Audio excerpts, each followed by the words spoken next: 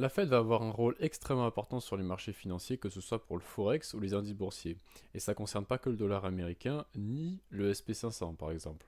La Fed va avoir un impact énorme sur le CAC 40 également, le DAX, etc. etc. Alors, premièrement, pour ceux qui débutent en analyse fondamentale, la Fed, c'est la réserve fédérale américaine. Ok, donc c'est la banque centrale américaine. Mais pour pas que vous soyez perdu, je vous invite fortement à aller voir ma vidéo sur les banques centrales. Donc formation trading, banque centrale, très important. Également, n'hésitez pas à aller voir ma playlist. J'ai fait sortir une playlist formation trading où je vous apprends donc les bases de l'analyse fondamentale.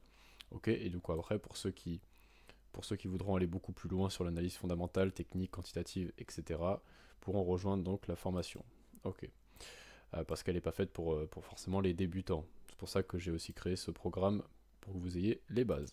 Donc, qu'est-ce qu'il y a à dire sur la réserve fédérale américaine? Pas mal de choses. Surtout que j'ai reçu beaucoup de messages de personnes qui voulaient que je fasse une vidéo sur le dot plot, par exemple, de la Fed. Et donc, ben voilà, c'est ce que je vais faire aujourd'hui pour vous expliquer les prévisions du FOMC, etc. Parce que ça, c'est hyper important. Alors, premièrement, avant qu'on aille voir directement sur le site de la Fed, il faut revenir un petit peu. Je voudrais d'abord parler rapidement de l'euro USD et après des indices boursiers. Et après, on ira voir sur le site de la Fed directement. Donc là, rappelez-vous, dernière grande tendance de l'euro USD qui était en baisse, donc début 2024. Pourquoi? Parce qu'on avait une inflation aux États-Unis qui était résiliente. Si vous regardez ici, on est à 3,5. On est donc, bon, on est au-dessus des prévisions sur toutes les anticipations d'inflation. Donc forcément, ça fait bondir le dollar américain parce que ça veut dire que la Fed va garder des taux d'intérêt encore élevés. Et là, cette tendance haussière de l'euro USD, je l'avais expliqué dans mon...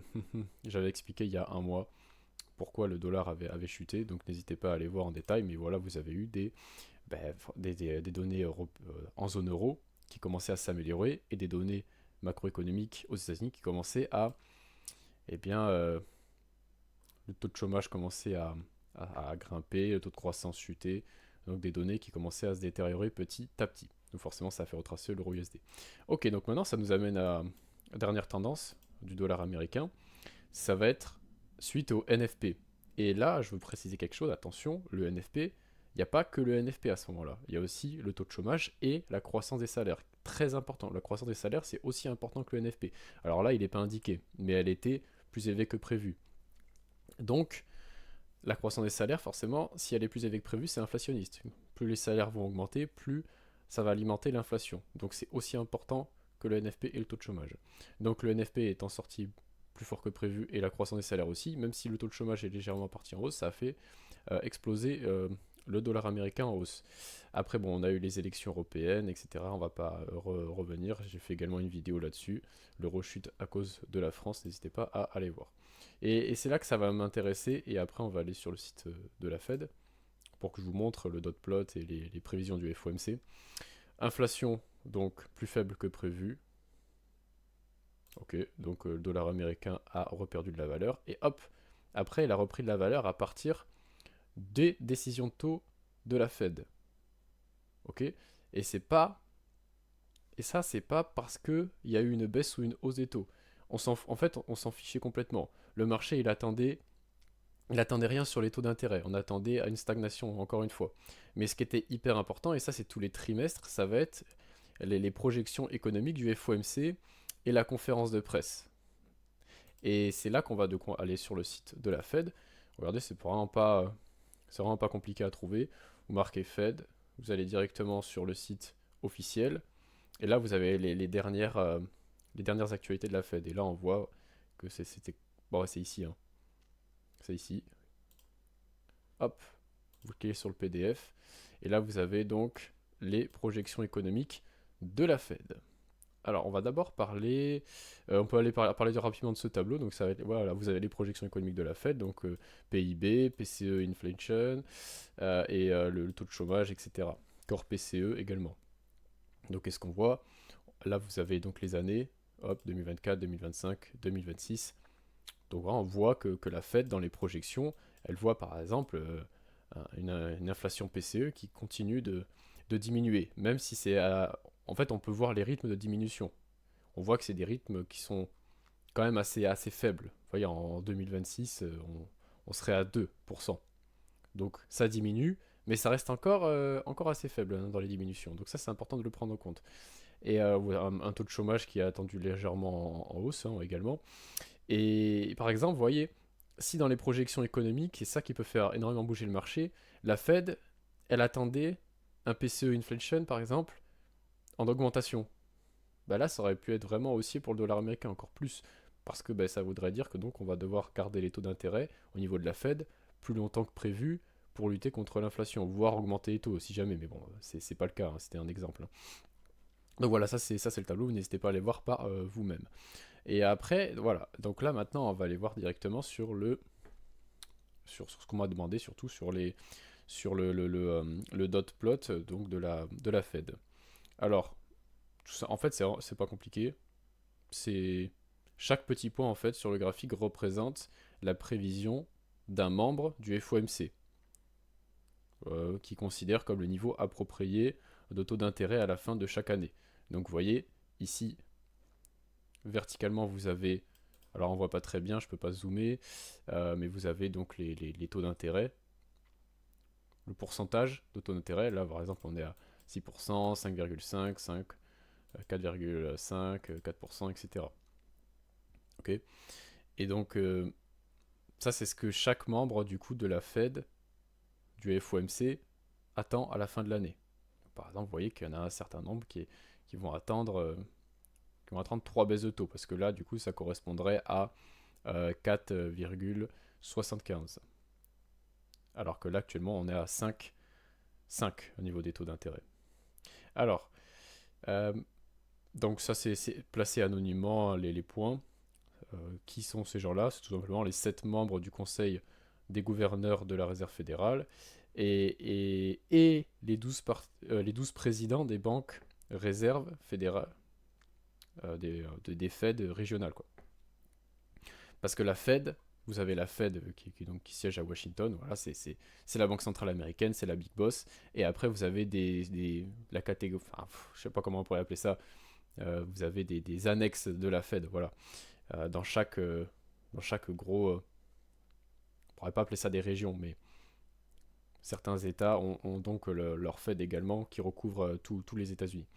C'est des annexes de la Fed. Vous avez vous avez la Fed de New York, vous avez la Fed de Cleveland, etc., etc. Vous en avez pas mal. Et donc, alors, qu'est-ce qu'on pourrait dire? Voilà. À quoi ça sert en fait? Mais donc, on peut voir clairement s'il y a par exemple des divergences ou alors une convergence de ce qu'attendent les membres de la réserve fédérale, du FOMC. Ce qui va être hyper important, c'est que à comprendre, c'est que ça peut changer. Ça, c'est publié chaque trimestre. Ça se trouve, le prochain trimestre, les données auront changé. Il y aura peut-être eu des surprises, par exemple, et ça peut changer. Ça peut changer dans tous les sens du terme. Donc tout ça, ça va servir de guide aux marchés financiers, aux investisseurs, aux analystes pour comprendre comment les décideurs de la Fed voient l'évolution économique et comment ils pourraient ajuster leur politique monétaire. Et donc, comme j'ai précisé, chaque point, ça ne veut pas dire que c'est un engagement ferme. Pas parce que quelqu'un a mis son point ici que hop, il va constamment penser ça et il va pas bouger. Non, non, il peut très bien le trimestre suivant, donc changer d'avis évidemment, hein, suivant les datas économiques. Et donc, vous voyez en fait, donc quand on a une convergence, ça veut dire qu'il y a plus de chances que ça arrive quand vous avez des points qui sont très rapprochés.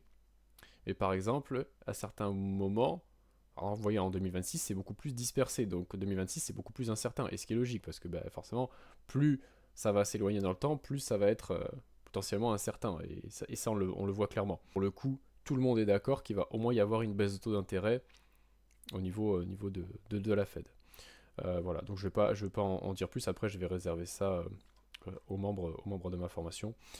Mais voilà ce que je pouvais dire à propos du dot plot. Vous voyez, c'est pas très compliqué en soi. Faut pas avoir peur de ce genre de trucs. Et rapidement, je voulais vous montrer sur les indices boursiers, c'est pareil. Ça va avoir un impact énorme sur les marchés financiers. Sur pas que le Forex. Vous voyez, par exemple, là, fin octobre, d'un seul coup, le marché, il attendait de plus en plus une première baisse de taux d'intérêt et il prévoyait ça déjà en mars.